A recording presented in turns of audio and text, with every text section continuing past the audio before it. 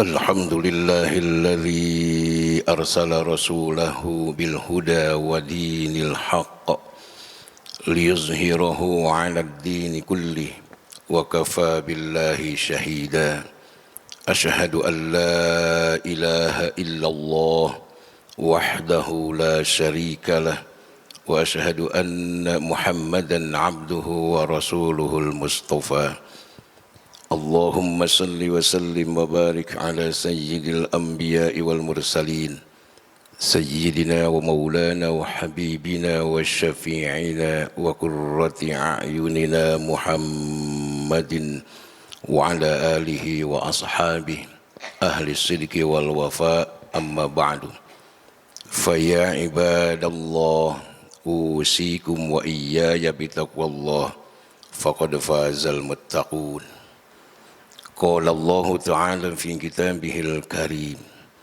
أعوذ بالله من الشيطان الرجيم قل صدق الله فاتبعوا ملة إبراهيم حنيفا وما كان من المشركين صدق الله العظيم.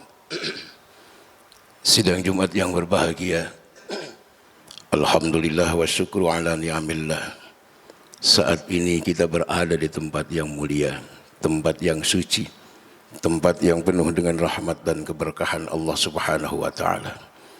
Saat ini kita telah rela meninggalkan rumah, meninggalkan harta, meninggalkan kedudukan dan jabatan, meninggalkan segala kesibukan yang lain yang bersifat duniawi. Saat ini kita melakukan ruku dan sujud di hadapan Allah Subhanahu wa taala sebagai tanda syukur kita kepada Allah dari seluruh kenikmatan-kenikmatan yang Allah berikan kepada kita. Perjuangan pengorbanan yang kita lakukan saat ini mungkin belum seberapa dibandingkan dengan pengorbanan yang dikorbankan oleh saudara-saudara kita saat ini.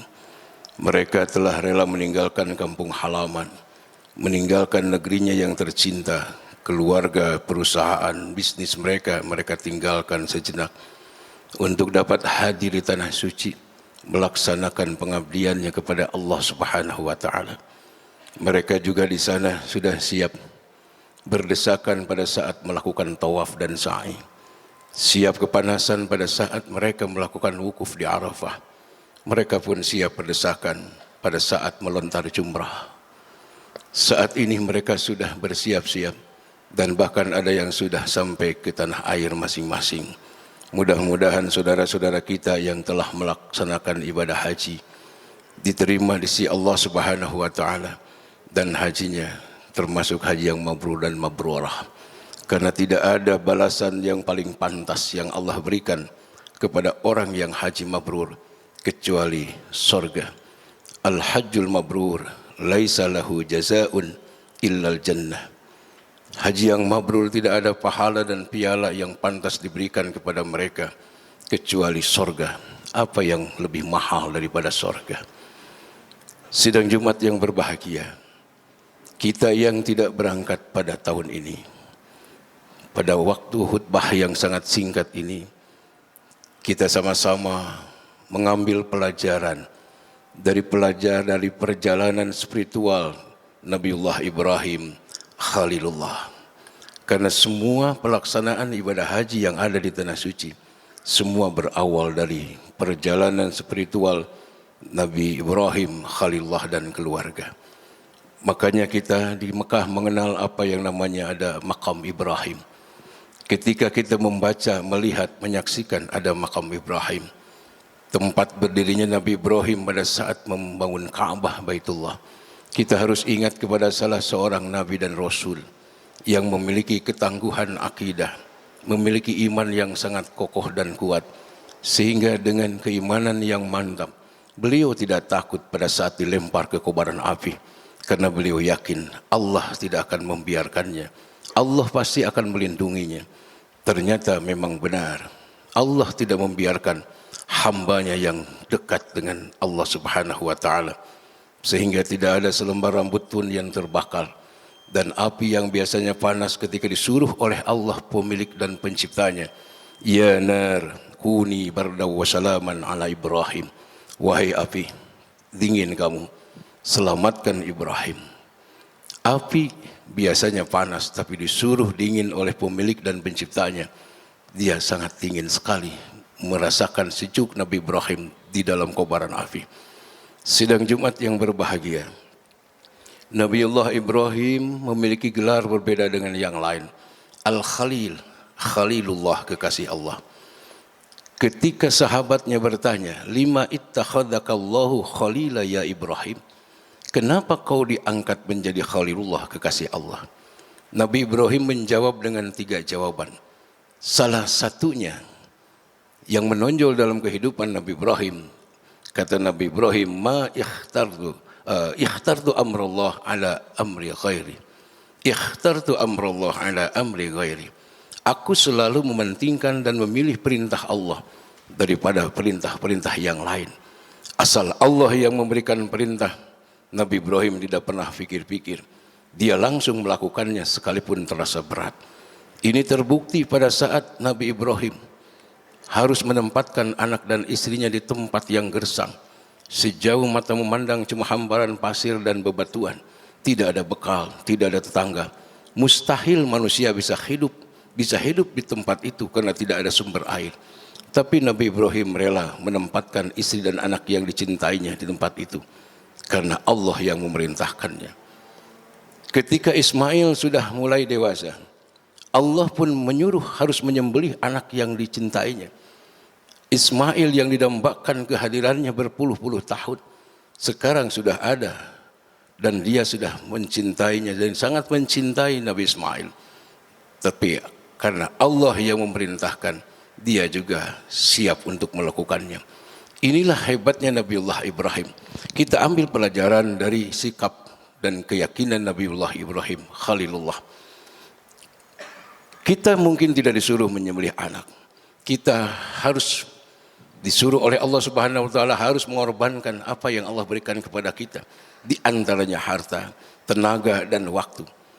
Sejauh mana pada saat kita diperintah Allah untuk hadir di majelis ta'lim, kita hadir di masjid untuk berjamaah, ketika Allah mengundang kita, memanggil kita dengan panggilan hayya 'alas shalah, sejauh mana keterkaitan hati kita kepada Allah, keyakinan kita bahwa setiap perintah Allah kalau dilakukan pasti akan membawa kebaikan untuk kita. Tapi kenapa justru malah kita banyak meninggalkannya? Kita berat meninggalkan rumah, meninggalkan kursi untuk berangkat dulu ke masjid berjamaah. Seharga berapa rumah kita dan mobil kita? Sehebat apa keuntungan, sahabat apa keuntungan perusahaan kita. Bahkan ketika Allah Subhanahu wa taala menyampaikan kepada baginda Rasul, kalau ada orang-orang yang merasa rugi untuk meninggalkan usahanya, bisnisnya hanya untuk melakukan Jumatan, qul ma indallahi khairum minal lahwi wa minat tijarah wallahu khairur razikin. Sampaikan kepada mereka, Allah telah menyediakan kebaikan, keutamaan, keberkahan yang lebih besar daripada keuntungan duniawi yang mereka dambakan. Jangan merasa rugi kita meninggalkan usaha karena untuk melakukan salat Jumat atau salat-salat yang lain. Ini sikap Nabi Ibrahim. Kemudian kita kenal di dalam sejarah dan kita lihat di tanah suci ada yang namanya Mas'a, tempat sa'i, Sofa Marwah yang jaraknya kurang lebih 400 meter. Kalau kita membaca, melihat, menyaksikan ada Mas'a, kita harus ingat kepada salah seorang istri, seorang perempuan yang sabar dan tawakal, yang kepasrahan kepada Allahnya begitu sempurna. Itulah Siti Hajar, istri dari Nabiullah Ibrahim Khalilullah. Kesabaran dan ketabahan istri Nabi Ibrahim ini bisa kita lihat dalam sejarah. Ketika ditinggalkan oleh suaminya di tempat yang gersang, baru itu diberi bekal. Pertanyaan cuma satu yang dilemparkan kepada Ibrahim. Allahu amaraka bihadza ya Ibrahim. Kakang, apakah aku ditempatkan dengan Ismail di tempat yang gersang ini? Apakah Allah yang menyuruh atau keinginan nafsu kakang sendiri? Kata Nabi Ibrahim, aku tidak pernah melakukan sesuatu. kecuali perintah Allah. Tenang, Allah akan melindungi kalian. Apa jawab istri yang sabar dan tawakal? Idzan la yudayyi'an Allah. Kalau begitu Allah tidak akan membiarkan kami berdua. Silakan kakang kalau mau pergi, biarkan kami berdua di sini. Allah akan menemani kami. Ketika beberapa saat Ismail kehausan, pengen minum. Sementara sumber air tidak ada. Siti Hajar langsung dia berjuang, berkorban. Berikhtiar mencari air, tidak langsung menyerahkan kepada Allah. Dia lakukan dulu ikhtiar, berlari sofa marwah, marwah sofa untuk mencari air. Setelah 7 balikan baru dia serahkan kepada Allah. Ya Allah, aku sudah tidak kuat lagi melangkah ya Allah. Ismail kehausan, tolong kami ya Allah. Allah tahu siapa Siti Hajar. Allah juga tahu siapa Ismail kecil yang menangis. Tapi kenapa Allah membiarkan Ismail dan membiarkan Siti Hajar? Membiarkan Hajar untuk berikhtiar lari-lari mencari air. Itulah pendidikan dari Allah. Silakan berjuang dulu, berikhtiar dulu. Baru segalanya setelah ikhtiar serahkan kepada aku, kata Allah. Allah menghargai perjuangan dan pengorbanan dari seorang Siti Hajar. Allah menghargai dari ikhtiarnya Siti Hajar. Allah keluarkan air untuk Ismail. Tapi hebatnya, lagi-lagi Allah mempertontonkan pendidikan yang berharga buat kita. Allah tidak mengeluarkan air di sofa dan di marwah. Padahal yang dicari sofa, marwah, marwah, sofa. Tapi air tidak dikeluarkan di sofa, tidak dikeluarkan di marwah. Air oleh Allah dikeluarkan di tempat lain, di dekat makam Ibrahim. Yang mencari air Siti Hajar, orang yang dewasa, yang sudah mampu melangkah dan berlari. Tapi hebatnya, air itu dikeluarkan bukan dari bawah telapak kaki Siti Hajar, tapi dari bawah telapak kaki Nabi Ismail alaihissalam. Ini artinya Allah memberikan pendidikan kepada kita. Jangan terlalu bangga dengan ikhtiar dan perjuangan kita. Karena kita ini hanya diperintahkan untuk berikhtiar. Dan yang menentukan segalanya itu adalah Allah subhanahu wa ta'ala. Supaya tidak ada kesombongan, asa menang aing, asa aing buka jasa. Ini padahal kebersamaan kita. Andai masjid ini makmur, bukan karena DKM-nya, bukan karena pengurusnya, bukan karena RW-nya, tetapi karena kebersamaan di antara semua kita. Andai satu perusahaan dia bisa maju dan berkembang, bukan karena direkturnya, bukan karena karyawannya, bukan karena karo dan kabagnya, tetapi itu karena kebersamaan. Jangan sekali-kali menonjolkan jasa. Karena ada sifat buruk yang ada dalam diri kita. Andai ada kebaikan selalu menepuk dada. Aku inilah aku. Lamun teku aing. Mual bisa beres ya urusan. Itulah sifat buruk yang ada dalam diri manusia. Kalau ada kebaikan dia selalu menunjuk dada. Kalau ada kegagalan, kesengsaraan selalu menunjuk orang. Ini gara-gara kamu. Padahal Allah, Rasul di dalam agama mengajarkan kepada kita, fa inna jauta fa bi rahmatillah wa in halakta fa bi dzunubik. Andai dalam perjalanan hidup ini kita memperoleh kebaikan, kesuksesan, anugerah, akuilah ini adalah rahmat Allah, anugerah Allah. Tetapi ketika kita menghadapi kerangsaan, kecelakaan, kegagalan, ketidaksuksesan, tanya diri, dosa apa yang telah aku lakukan sehingga Allah memberikan ujian seperti ini. Dan yang terakhir, kita kenal di Mekah ada yang namanya Hijri Ismail. Kalau kita membaca, melewati atau kita sholat di tempat itu pada saat kita umroh atau ibadah haji, kita sholat di tempat itu. Bahkan Rasulullah memberikan jaminan orang yang sholat di dalam Hijri Ismail itu sama dengan sholat di dalam Ka'bah. Karena Hijri Ismail hakikatnya adalah bagian dari Ka'bah. Kita pasti akan ingat kepada salah seorang anak yang saleh. Ini terbukti kesolehannya. Siapa dia? Nabi Ismail alaihissalam. Ketika sudah menjelang dewasa, Nabi Ibrahim menyampaikan perintah Allah subhanahu wa ta'ala yang diberikan melalui impian. Padahal itu perintah sangat berat sekali, Pak. Sangat berat. Dan ini adalah ujian yang terberat yang dihadapi oleh Nabiullah Ibrahim. Tapi Nabi Ibrahim mencoba mengajak musyawarah kepada anaknya. Sambil pegang pundaknya, ya bunayya inni ara fil manam anni azbahuka fanzur madza tara. Ibrahim, aku mimpi harus menyembelih kamu sayang. Impianku ini adalah wahyu dari Allah yang mutlak harus Abah lakukan. Fanzur madza tara. Bagaimana pendapatmu? Nabi Ibrahim sudah jelas ini perintah Allah, masih saja ngajak musyawarah. Nabi Ismail yang di dalam tubuhnya mengalir darah seorang ayah yang kuat akidah, dicampur dengan aliran darah dari seorang ibu yang sabar dan tawakal, keluarlah jawaban, ya abatif'al ma tu'mar insyaallah satajiduni insyaallahu minas sabirin. Abah, silahkan lakukan apa yang diperintahkan Allah kepada Abah. Ismail siap melakukannya, Pak. Ismail akan sabar menghadapinya. Begitu luar biasa, mau disembelih saja dia siap untuk melakukannya. Oleh karena itu saya mengajak kepada semua kita sebagai kepala rumah tangga, pemimpin keluarga, sejauh mana akidah kekuatan iman kita, sehingga kita mampu mengendalikan keluarga pada saat kita mencari nikmat. Mampukah keluarga kita bersyukur ketika kita menghadapi nikmat, dan mampukah bersabar keluarga kita pada saat menghadapi musibah dan ujian? Ini dikendalikan oleh seorang kepala rumah tangga yang memiliki kekuatan akidah. Kita pulang ke rumah masing-masing, periksa istri kita. Sejauh mana ketabahan, kesabaran istri kita dalam menghadapi kehidupan yang beraneka ragam ini. Subhanalladzi khalaqal azwaja kullaha. Kita akan menghadapi dua keadaan, untung rugi, sehat green, buka duit, maju mundur, jaya bangkrut. Ini semua akan kita lewati. Jangankan kita, baginda Rasul pernah kelaparan, Rasul pernah memeras bajunya karena hausan, memeras keringat. Rasul pernah lapar sampai sering bergetar tangan akibat lapar.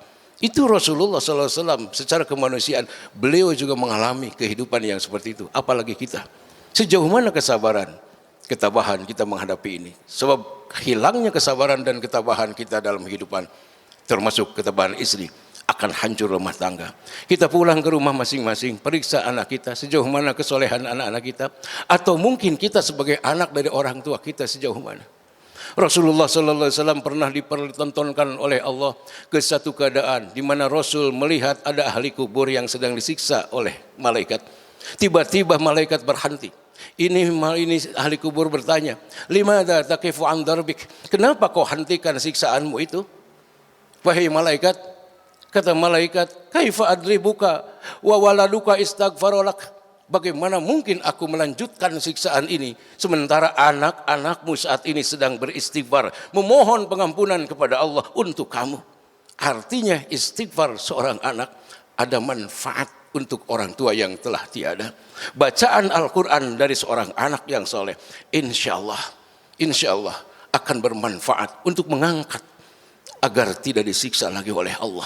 Makanya Nabi Ibrahim selalu berdoa, Rabbi habli minas salihin, Rabbi habli minas salihin. Ini yang terkena di dalam surah As-Saffat ayat 100. Nabi Ibrahim selalu berdoa, ya Allah berikan aku anak yang soleh.